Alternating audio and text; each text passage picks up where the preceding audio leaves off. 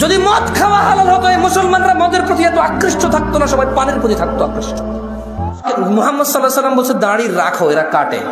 বলছে টাকনুর উপরে প্যান্ট পরো, এরা নিচে পরে। এখন নায়কেরা দাড়ি রাখে, এরা দাড়ি রাখে। আল্লাহ তাআলা বলছে হালাল খাও, এরা সবসময় হারামের প্রতি ঝুঁকে থাকে।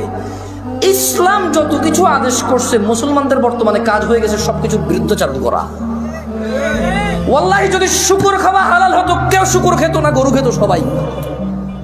যদি মদ খাওয়া হালাল হতো, এই মুসলমানরা মদের প্রতি এত আকৃষ্ট থাকতো না, সবাই পানের প্রতি থাকতো আকৃষ্ট।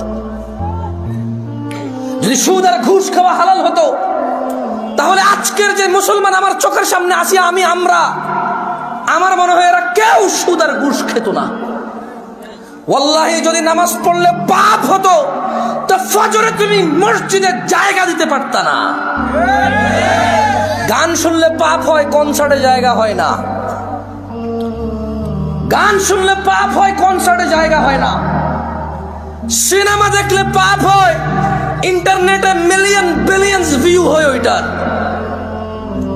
বাবা মায়ের সাথে বেয়াদবি করলে পাপ হয়, কোন সন্তান তার বাপ মায়ের কথা শোনে না। একটা সামান্য মেম্বার, ইউনিয়ন মেম্বার, ও বেটা এখন 2 লাখ টাকা খরচ করলে হওয়া যায় কি? আগের যুগ আছে সম্মান হতো। আমি রাজনীতি বক্তব্য দিচ্ছি না, ফ্যাক্ট বলতেছি। আমার একটা জিনিস বিবেচনা করে দেখলাম, যত কিছু আল্লাহ তাআলা করতে বলেছে, তত কিছুর আমরা অনীহা করি। উনি বলেছে বিয়ে করো, 2টা 3টা 4টা পছন্দ মতো, তৌফিক অনুযায়ী। আমরা প্রেম করি 2টা 3টা 4টা সিম দিয়ে। আপনি দেখেন, উনি বলছে বিয়ে করো 2টা 3টা 4টা, আমরা করি প্রেম 2টা 3টা 4টা।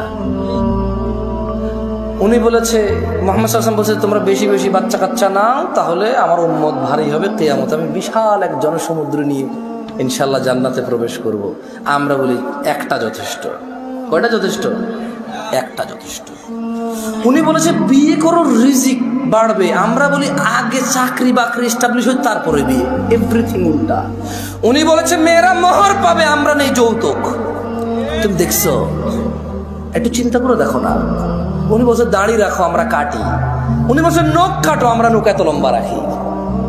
তুমি বুঝতেছো না ভাই, আসলে এটা ও নখ রাখার শখ না, জাস্ট আল্লাহর বিরুদ্ধাচারণ করা, রাসূলের বিরুদ্ধাচারণ করাই হচ্ছে ওর উদ্দেশ্য। ওর জীবনের একটা এইম হয়ে গেছে। এই যে এখানে দাড়ি কাটা মানুষগুলো বসে আছে, ওর যদি বলা হয় এই দাড়ি যদি তুই না কাটিস ভাই, তোর কি লস? একটা লস দেখাইতে পারবে না। কয়টা লস দেখাইতে পারবে না? একটা সিঙ্গেল লস দেখাইতে পারবে না। ওর যদি সাইন্টিফিকলি ডাক্তার, আমি তো ডাক্তার না, তবে এখন সাইন্টিফিকলি ডাক্তাররা যে দাড়ি কাটার কতগুলা ক্ষতি, আমি একটা আর্টিকেল পড়তেছিলাম, 17টা ক্ষতি আছে দাড়ি কাটা। কয়টা ক্ষতি? এর মধ্যে হরমোন কমে যায়। কি কমে যায়? মানে বাচ্চা কাচ্চা হওয়ার চান্সেস কমে যাবে। কারণ দাড়ি থেকে নাকি, দাড়ি যেটা থেকে ওঠে, মানে দাড়ির যে গোড়াটা দেখছেন সাদা সাদা থাকে না, ওটা নাকি মানুষের হরমোন গ্রোথ ভালো রাখে, মানুষের স্কিন ডিজিজে অনেক হেল্প করে দাঁড়িয়ে। সুবহানাল্লাহ। আমরা তো এত কিছু মনে করে রাখি না, সুন্নাহ হিসেবে রাখি। আলহামদুলিল্লাহ। কি হিসেবে রাখি? হরমোন আর স্কিনের জন্য রাখি না, জান্নাতের জন্য রাখি। আল্লাহ কবুল করুন, আমিন।